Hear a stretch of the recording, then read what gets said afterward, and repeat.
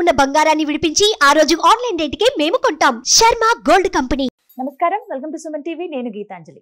December 7వ తారీఖున సుబ్రహ్మణ్య షష్ఠి అండి. ఆ రోజున పూజా విధానం కావచ్చు, మనం ఆచరించవలసినటువంటివి, అలాగే నియమబద్ధంగా ఖచ్చితంగా మనం చేయవలసినవి ఏంటో తెలుసుకుందాం. అందులోనూ ఈసారి సుబ్రహ్మణ్య షష్ఠికి చాలా విశేషం ఉంది అని అంటూ ఉన్నారు గురువు గారు. అయితే తెలుసుకుందాం ఆ వివరాలు. అలాగే ఆ రోజున చాలా మందికి కొన్ని సందేహాలు ఉంటాయి. ఆహార నియమాల్లో కావచ్చు, గుడికి వెళ్ళి పూజ చేసుకోవాలా, మనం ఇంట్లోనే పూజ చేసుకోవాలా, కొంతమంది ఏమో ఆ రోజు అసలు ఇంట్లో ఏవి పూజ చేయొద్దు అంటూ ఉంటారు, గుడికే వెళ్ళమంటారు. ఇలా రకరకాల సందేహాలు ఉంటాయి. ఒక్కొక్క ప్రాంతంలో ఒక్కో విధంగా కూడా చేస్తూ ఉంటారు సుబ్రహ్మణ్య షష్ఠిని. కొన్ని ప్రాంతాల్లో మనం వింటాం సుబ్బారాయుడు షష్ఠి అని ఇలా చెప్తూ ఉంటారు. నాగ దేవత ఆరాధన చేయాలా, నాగరాజుకి ఆరాధన చేయాలా, సుబ్రహ్మణ్య స్వామికి చేయాలా, ఇలా చాలా సందేహాలు కదండి. ఇవన్నీ తెలుసుకుందాం. నివృత్తి చేసేందుకు ప్రస్తుతం మనతో పాటు ఉన్నారు ప్రముఖ జ్యోతిష్యులు బ్రహ్మశ్రీ నందిభట్ల శ్రీహరి శర్మ గురువు గారు. వారితో మాట్లాడదాం. గురుగారు నమస్కారం అండి. వాగర్థావివ సంపృక్తౌ వాగర్థ ప్రతిపత్తయే జగతః పితరౌ వందే పార్వతీ పరమేశ్వరౌ. సదాశివ సమారంభాం శంకరాచార్య మధ్యమాం అస్మదాచార్య పర్యంతం వందే గురు పరంపరాం. ఆదిత్యాయ చ సోమాయ మంగళాయ బుధాయ చ గురుశుక్రశనిభ్యశ్చ రాహవే కేతవే నమః. శృంగేరి జగద్గురు పీఠాధిపతులకి, కంచి పీఠాధిపతులకి నమస్కారములు తెలియజేసుకుంటూ కార్యక్రమాన్ని ప్రారంభిద్దాం. 7వ తారీఖు సుబ్రహ్మణ్య షష్ఠి గురువు గారు. అయితే ఆ రోజు మీరు మాటల్లో అన్నారు చాలా విశేషం ఉంది ఈసారి ఈ 2024వ సంవత్సరంలో అని చెప్పి. ఆ విశేషం ఏంటో చెప్పండి. అలాగే ప్రత్యేకత ఏంటి, అసలు ఎందుకు జరుపుకోవాలి సుబ్రహ్మణ్య షష్ఠి వివరించండి. సుబ్రహ్మణ్య షష్ఠి, సుబ్బారాయుడు షష్ఠి అని అంటుంటారమ్మా. మార్గశిర మాసము శుద్ధ షష్ఠి రోజున ఈ యొక్క కృత్తికుడు అంటే తారకాసుర సంహార నిమిత్తమై సుబ్రహ్మణ్య స్వామి వెలిసినటువంటి రోజు, అనగా జన్మించినటువంటి రోజు. అయితే ఇక 2024 సంవత్సరంలో వచ్చినటువంటి సుబ్బారాయుడు షష్ఠి, సుబ్రహ్మణ్య షష్ఠికి ప్రత్యేకత అడిగారు కదమ్మా. ఈ ప్రత్యేకత ఏంటనంటే, నవగ్రహాలలో కుజుడికి అధిష్టాన దేవత సుబ్రహ్మణ్య స్వామి. కుజుడు అంటేనే సాక్షాత్తు సుబ్రహ్మణ్య స్వామి అని అంటారు. అట్టి కుజుడికి సంబంధించినటువంటి నక్షత్రాలు 3: మృగశిర, చిత్త, ధనిష్ట. ఆ ధనిష్ట నక్షత్రం ఆ సుబ్రహ్మణ్య షష్ఠి రోజున రావడం చాలా విశేషం.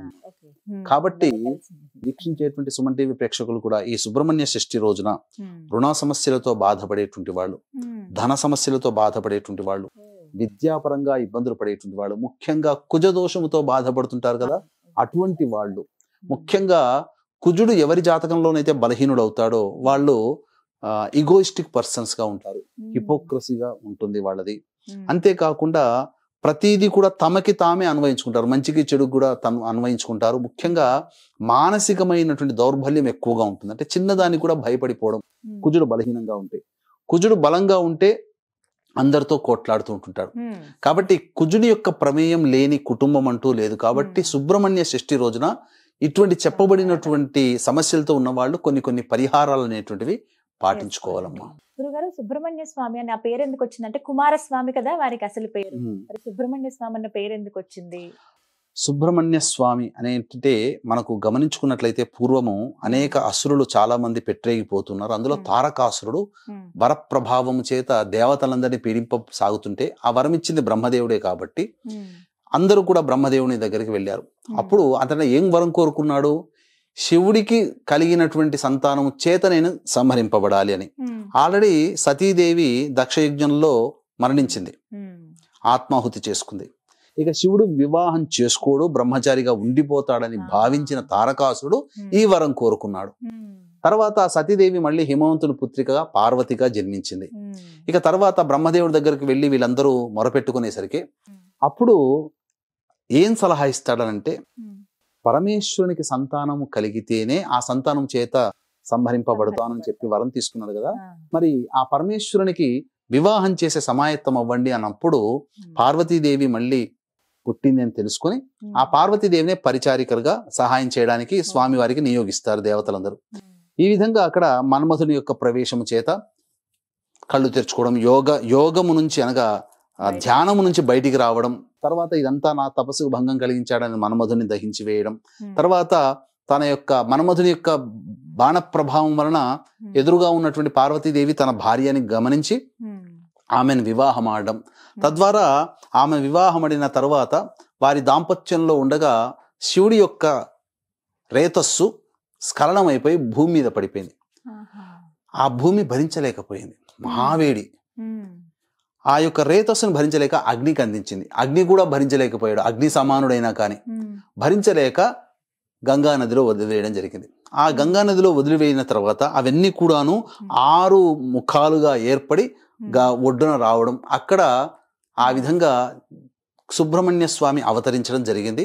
విష్ణువు కృత్తికలనేటువంటి యోగినులని నిర్వహించడం, ఆయనను పెంచడం కోసం నిర్వహించడం వల్ల కృత్తికలు పెంచారు కాబట్టి కృత్తికుడు అయ్యాడు.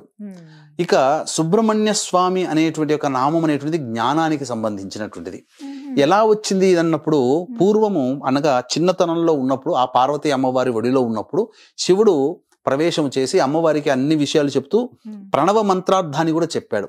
అయితే ఒకసారి కైలాసంలో సభ జరుగుతుండగా బ్రహ్మదేవుడిని కూడా పరీక్షించాలనే ఉద్దేశంతో ఆ బ్రహ్మదేవుని అనేక మంత్రార్థాలు చెప్పమన్నప్పుడు ఈ ప్రణవ మంత్రార్థం కూడా చెప్తున్నప్పుడు ఆ ప్రణవ మంత్రాన్ని సరిగ్గా చెప్పలేకపోయాడు బ్రహ్మదేవుడు. ఆ విధంగా బ్రహ్మదేవుని బంధించడం జరిగింది. కాగా అమితమైనటువంటి జ్ఞానాన్ని పొందినటువంటి వ్యక్తి, జ్ఞాన స్వరూపము కాబట్టి ఆయనకి సుబ్రహ్మణ్యుడు అనేటువంటి ఒక నామధేయం ఉన్నది. తర్వాత అనేక విధాలుగా ఆ సుబ్రహ్మణ్యుని సుబ్బారాయుడు అని, కృత్తికుడని ఇలా అనేక పేర్లతో పిలవడం జరుగుతుందమ్మా.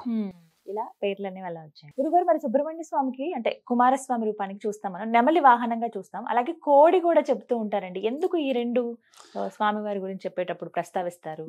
తారకాసుర సంహారం కోసమే పుట్టిన వ్యక్తి కదమ్మా సుబ్రహ్మణ్య స్వామి. ఈ తారకాసుర సంహారము జరిగిన తర్వాత అతని అన్న శూరపద్ముడు, ఈ శూరపద్ముడితో కూడా తారకాసుని యొక్క అన్న శూరపద్ముడు, ఈ శూరపద్మునితో కూడా యుద్ధం చేయాల్సి వచ్చింది. యుద్ధం చేసినప్పుడు 6 రోజులు యుద్ధం చేస్తాడు.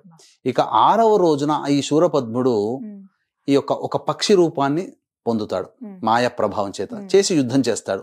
అప్పుడు తన శూలముతో ఆ యొక్క శూరపద్ముడు పక్షి రూపాన్ని పొందడం, పక్షిని సంహరిస్తాడు. ఆ పక్షి 2గా చీలి ఒకటి నెమలిగా ఒకటి కోడి పుంజుగా మారింది. కోడి పుంజుని ధ్వజంగా పెట్టుకున్నాడు, నెమలిని వాహనంగా చేసుకున్నాడు. ఎందుకు? శూరపద్ముడు శరణు చూచుతాడు, నన్ను రక్షించు మహానుభావ, నీ దాసునిగా ఇప్పటి నుంచి అని అంటే అప్పుడు నెమలిని వాహనంగా, కోడిని ధ్వజంగా పెట్టుకున్నాడమ్మా. అలాగే కావడి మోస్తారు కదండి, అది కూడా ఒక నియమంగా పూజగా కూడా చేస్తూ ఉంటారు. అవునమ్మా. ఈ వైభవంగా చేస్తారు. కావడి మోస్తారు భక్తిని చాటుకోవడం కోసం. శూలాలని నాలిక మీద గుచ్చుకుంటారు, శరీరంలో గుచ్చుకుంటారు, ఇలా గుచ్చుకుంటారు, శరీరంలో వీపులో అనేక భాగాలుగా గుచ్చుకుంటారు. అబ్బో మనం భరించలేమమ్మా, గగురు పొడిచే విధంగా ఉంటుంది. అన్నిటికంటే ముఖ్యంగా కావడిని మోసుకురావడం అనేటువంటిది ప్రత్యేకించి సుబ్రహ్మణ్య స్వామి ఆరాధనలో చెప్పబడి ఉంది.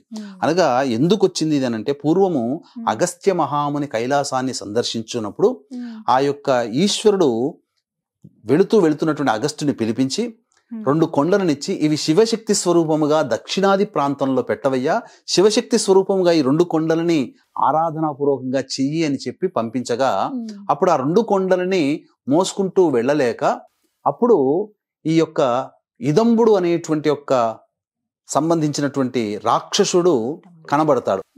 అగస్త్య మహాముని యొక్క గొప్పతనం తెలుసుకొని ఈ అసురులందరినీ కూడా సంహరించాడు కదా తారకాసురుడు, అనగా అందరినీ కూడా, తారకాసురుని, శూరపద్ముని.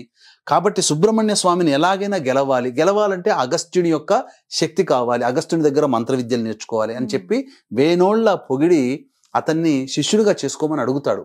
అంతటా అప్పుడు ఉపాయం ఆలోచించినటువంటి అగస్త్య మహాముని ఈ 2 కొండల్ని పట్టుకొని రావయ్యా, అప్పుడు కొంత దక్షిణాది ప్రాంతంకి వెళదాం, అక్కడికి వెళ్ళిన తర్వాత నేను అక్కడ నీకు విద్యలు నేర్పుతాను అని అంటాడు. అంత తర్వాత మరి ఎలా నేను మోయడం అని అంటే, అప్పుడు కొన్ని విద్యలు నేర్పుతాడు. కొన్ని రకాలైనటువంటి విద్యలు నేర్పిన తర్వాత ఆ విద్యలు నేర్పిన ప్రభావం వలన బ్రహ్మదండము ఆ కావడి మోసే దండమైంది, బ్రహ్మదండం. ఇక అష్టనాగులు ఉన్నారు కదమ్మా, ఈ అష్టనాగులు మోసేటువంటి తంత్రులుగా మారారు, తంతిలుగా. అంటే ఈ అష్టనాగులు ఒక వైపున ఈ 4 కావల్ని ఒకటి 4 ఇటువైపున పెట్టుకొని తక్కెళ్ళలో పెట్టుకొని 2 కొండల్ని అందులో పెట్టుకొని మోసుకుంటూ అగస్త్యుని వెంపడి వచ్చాడు. వచ్చిన తర్వాత కొంత రోజులు గడిచిన తర్వాత ఒక చోట సేద తీరుదామని ఈ ఇదంబుడు అనేటువంటి ఒక రాక్షసుడు ఒక చోట ఆగి సేద తీరుతాడు. సేద తీరిన తర్వాత అగస్త్యుడు ఇంకా తొందరగా వెళదాం, సమయం ఆసన్నం అవుతుందంటే ఆ కావడిని పట్టుకొని లేస్తే, దండాన్ని పట్టుకొని లేస్తే ఒకటి లేస్తుంది కానీ ఒకటి అక్కడే ఉంటుంది. ఎందుకు ఇలా బరువుగా ఉంది, అసలు లేవట్లేదని చెప్పి ఇదంబుడు పైకి వెళ్ళి చూస్తే అక్కడ ఎందుకనంటే ఈ సుబ్రహ్మణ్య స్వామి అసుర సంహారం చేయడానికే కదా పుట్టాడు. అందరూ అసురులు చనిపోయారు, కానీ ఇదంబుడు ఒక్కడే మిగిలిపోయాడు. కాబట్టి ఈ ఇదంబుని సంహరించాలని అక్కడ ఆ విధంగా వచ్చి ఆ యొక్క ఒక కొండ మీద తాను నిల్చున్నాడు. ఈ బాలుడు ఉండడం వల్లనే ఈ కొండ పైకి లేవట్లేదు, నేను ప్రయాణానికి ఇబ్బందిగా ఉంది, గురువు గారి దగ్గరికి వెళ్ళి నేను మంత్రోపదేశం తీసుకొని విద్యలు పొందాలని చెప్పి ఆ బాలుడితో యుద్ధం చేస్తాడు. ఆ యుద్ధం చేసినప్పుడు బాగా గొప్పగా యుద్ధం జరిగిన తర్వాత కుమారస్వామి ధాటికి తట్టుకోలేక మూర్ఛిల్లిపోతాడు. మూర్ఛిల్లిపోయినప్పుడు ఈ వార్త అతని భార్యకి తెలుస్తుంది. అతని భార్య 2 కుండలలో ఆవు పాలు పట్టుకుని వచ్చి అతనికి నా భర్తను నాకు ఇప్పించమని చెప్పి ఆ యొక్క పాలని అతనికి సమర్పిస్తుంది. ఆ విధంగా మెచ్చినటువంటి ఆ ఇదంబుణ్ణి రక్షిస్తాడు, సంహరించకుండా వదిలిపెడతాడు. ఇక ఈ కథ ద్వారా కావడి మోసుకుంటూ వచ్చినటువంటి సందర్భంగా అది పళని క్షేత్రం అయింది. ఆ ఇదంబుడు వదిలిపెట్టినటువంటి కొండ ఏదైతే ఉందో అది పళని సుబ్రహ్మణ్య క్షేత్రం. కాబట్టి అక్కడ వెలిసినటువంటిది, కొండ మీద వెలిశాడు ఇప్పటికీ కూడా. కాబట్టి ఆ పళనిలోనే ఈ నవపాషాణ లింగం అనేటువంటిది ఉన్నది. అనేక రకాలైనటువంటి రహస్య రోగాలకి కూడా ఆ నవపాషాణ లింగము అనేటువంటిది వాడబడుతుంది. విగ్రహం కూడా అంతే, నవపాషాణంతో చేశారు. అది తమిళనాడులో సిద్ధి పొందినటువంటి భోగేశ్వర్ అనేటువంటి ఒక సిద్ధ పురుషుడు. మనకు నాగార్జునుడు అయితే ఎట్లయితే ఆయుర్వేదంలో సిద్ధ పురుషుడో 21 మంది సిద్ధ పురుషులు, అందులో నాగార్జునుడు ఒకడు, భోగేశ్వరు కూడా ఒకడు. అలాగే ఈ సంబంధించినటువంటి కావడి అప్పటి నుంచి ఆరాధనలోకి వచ్చిందమ్మా. అప్పటి నుంచి చేశారు. ఇప్పుడు కూడా అంటే ఎలా మోసుకుని వస్తారని అందులో ఏమేమి పెట్టుకుంటారు? అందులో అన్ని కూడా స్వామి వారిని అభిషేకం చేయడానికి అభిషేక జలాలు. ఇదే కావడి ఆచారం నార్త్ సైడ్ లో కూడా ఈ శ్రావణ మాసంలో మహాదేవ్ బాబా, భోలే బాబా అనే నామంతో ఆ యొక్క శివునికి అభిషేకం జలాలు, అంటే వాళ్ళ ఊర్లో ఉన్నటువంటి తటాకము సరస్సులో ఉన్న నీళ్లు, వాళ్ళు ఎక్కడైతే ఉంటారో అక్కడ అన్ని నీళ్లు పట్టుకుని వచ్చి ఆ నీటితో అభిషేకం చేస్తారు. పరమ పవిత్రంగా పూజించుకుంటారమ్మా ఆ కావడి. అయితే ఇది ఆ రోజున. అయితే ఇప్పుడు పూజ విషయాలు మాట్లాడదామండి. ఎలా చేసుకోవాలి, ఇంట్లో పూజ ఎలా చేసుకోవాలి? ఖచ్చితంగా ఆలయానికి వెళ్ళవలసిందేనా? ఖచ్చితంగానంటే ఈ సుబ్రహ్మణ్య స్వామికి సంబంధించినటువంటి దోషంతో ఉన్నవాళ్ళు, కుజదోషంతో ఉన్నవాళ్ళు కావచ్చు, సర్పదోషంతో ఉన్నవాళ్ళు కావచ్చు, ముఖ్యంగా కాలసర్పదోషంతో జన్మించినటువంటి వాళ్ళు ఈ సుబ్రహ్మణ్య షష్ఠి రోజున కాలసర్పదోష నివారణ పూజలు గనక చేసుకుంటే అత్యంత శీఘ్రముగా ఆ దోషము తొలగిపోతుందని చెప్పొచ్చు. ఇక సాధారణంగా సమస్యలతో ఇబ్బంది పడేటువంటి వాళ్ళు, ముఖ్యంగా కొంతమందికి ఈ యొక్క స్కిన్ ఎలర్జీ ఉంటుంది, ఈ స్కిన్ ఎలర్జీ. అలాగే ప్రధానంగా ఈ స్కిన్ ఎలర్జీ దోషంతో ఉన్నవాళ్ళు, కుజ దోషంతో ఉన్నటువంటి వాళ్ళు, సంతానం కలగగా ఇబ్బంది పడుతున్నటువంటి వాళ్ళు ఈ సుబ్రహ్మణ్య స్వామి దేవాలయంలో కానీ లేదా జంటనాగు పాముల విగ్రహాన్ని కానీ ఆవు పాలు, ఆవు నెయ్యి, తేనె ఈ 3తో అభిషేకం జరిపించి చలివిడి, కొన్ని ప్రాంతాల్లో చిమిలి అంటారు, నైవేద్యంగా పెట్టాలి. ఈ విధంగా ఆ రోజున చెయ్యాలి. ఉపవాస నియమాన్ని పాటించాలి ఆ రోజున ఖచ్చితంగా. తరువాత కొన్ని క్షేత్రాల్లో, కొన్ని ప్రాంతాలలో ఈ సుబ్రహ్మణ్య స్వామి ఆరాధన అనేటువంటిది చేస్తారు.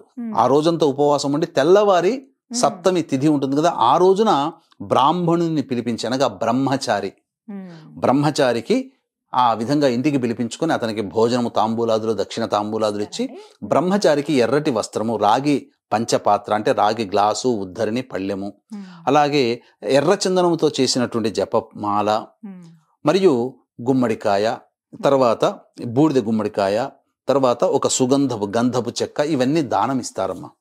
కందులు కూడా దానం ఇస్తారు. కుజదోషంతో ఉన్నటువంటి వాళ్ళు ఆ బ్రాహ్మణుడికి ఎర్రటి వర్ణము, ఎరుపు రంగు ఉన్నటువంటి బ్రహ్మచారికి ఇవి దానం ఇస్తారు. తద్వారా కుజుని యొక్క అనుగ్రహం కలుగుతుంది. ఇక రుణ సమస్యలతో బాధపడేటువంటి వాళ్ళు రుణ విమోచక అంగారక స్తోత్రాన్ని వీలైనన్ని సార్లు ఆ రోజంతా పఠిస్తే చాలా మంచిది. ఎందుకనంటే ధనిష్ఠా నక్షత్రం వచ్చింది ఆ రోజున, కుజుని యొక్క నక్షత్రం ఆ రోజున. కాబట్టి ఈ యొక్క రుణ విమోచక అంగారక స్తోత్రాన్ని 108 సార్లు గనక పారాయణం చేస్తే రావలసిన రాణి బాకీలు అన్నీ వస్తాయి. తర్వాత ఏదైనా వెహికల్ లోన్ కోసం కానీ, హౌస్ లోన్ కోసం ప్రయత్నం చేస్తే ఇబ్బందులు పడుతుంటారు కదా, అవన్నీ కూడా క్లియర్ అవుతాయమ్మా. చక్కగా చేయవచ్చు. ఆహార నియమాలు ఏమైనా ఉంటాయండి ఈ రోజు? ఆ రోజున మాంసాహారం భుజించకుండా ఉపవాసం ఉండి, మద్యపానము, మాంసాహారము, దాంపత్యం లేకుండా ఉండి ఆ రోజున రాత్రి చంద్రుని దర్శనం చేసుకొని భుజించవచ్చమ్మా, తప్పలేదు. ఒకవేళ ఉపవాసం ఉండదలుచుకుంటే ఉండవచ్చు, తర్వాత రోజు స్వీకరించవచ్చు. ఈ విధంగా పూర్తిగా సుబ్రహ్మణ్య షష్ఠి చేయొచ్చు. కానీ ధనిష్ఠ నక్షత్రంతో కూడుకుని రావడం అనేది చాలా విశేషం అమ్మా. వీక్షించేటువంటి ప్రేక్షకులకు కూడా ఈ సంబంధించినటువంటి డిసెంబర్ 15వ తారీఖు రోజున దత్త జయంతి సందర్భంగా సుప్రసిద్ధ కాశీ క్షేత్రంలో జాతకరీత్యా కలుగు విద్య, వివాహ, ఉద్యోగ, దాంపత్య, సంతాన, అనారోగ్య సమస్యల నివారణకి మరియు గోచారరీత్యా వృషభ, మిథున, కర్కాటక, సింహతులు, వృశ్చిక, మకర, కుంభమీన రాశిలో జన్మించిన వారికి శనిదోష పరిహారార్థమై సర్వదోష నివారణ పూజలు, హోమాలు పర్ హెడ్ 1500 రూపాయలకు చేయించడం జరుగుతుంది. అవకాశం ఉన్న వాళ్ళు కార్యక్రమం తదనంతరం కాంటాక్ట్ చేసి మీ గోత్రనామాలు నమోదు చేసుకోవచ్చు. చక్కగా వివరించారు గురుగారు. నమస్కారం అండి. సర్వం శ్రీ ఉమామహేశ్వర పరబ్రహ్మార్పణమస్తు.